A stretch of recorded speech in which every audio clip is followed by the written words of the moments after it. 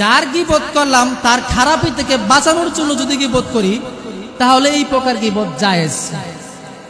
যেমন ধরেন ইসলামে আল্লাহ তাআলাকে বাদে অন্য কাউকে সেজদা দেওয়া হারাম।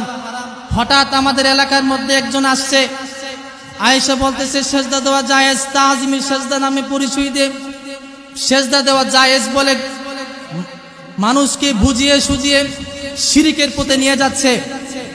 তাহলে ওই এলাকার উলামায়ে কেরামের দায়িত্ব হলো ওই ব্যক্তির বিরুদ্ধে উলামায়ে কেরাম একত্রিত হয়ে তাওহীদের জনতাকে পাশে নিয়ে ওই ব্যক্তির গীবত নয়, শুধু ওই ব্যক্তির বদনাম নাম উল্লেখ করে ওই ব্যক্তির বদনাম ছড়িয়ে ছড়িয়ে ওই ব্যক্তির বিরুদ্ধে সরাসরি অ্যাকশন গ্রহণ করা।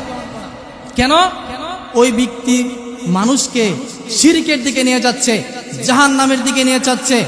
সেই জন্য মানুষকে, এলাকার মানুষগুলোকে, দ্বীনপ্রিয় মানুষগুলোকে শিরকি ইবাদত থেকে বাঁচিয়ে জাহান্নামের পথ থেকে বাঁচিয়ে জান্নাতের পথে নিয়ে যাওয়ার জন্য ওই ব্যক্তির বিরুদ্ধে সরাসরি বদনাম করে করে আলোচনা করে করে মানুষকে বোঝানো উলামায়ে কেরামের উপর শুধু জায়েজ নয়, ওয়াজিব।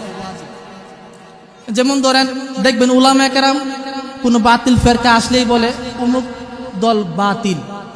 কেন বলে? অমুক দল বাতিল যে বলছে অমুক দলের বদনাম করে নাকি সুনাম করে, বদনাম করে।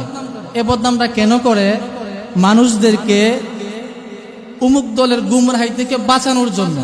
সুতরাং আমি যে ব্যক্তির গীবত করলাম, যার কাছে করলাম, যদি তাকে বাঁচানোর জন্য গীবত করি ওই প্রকার গীবত জায়েজ।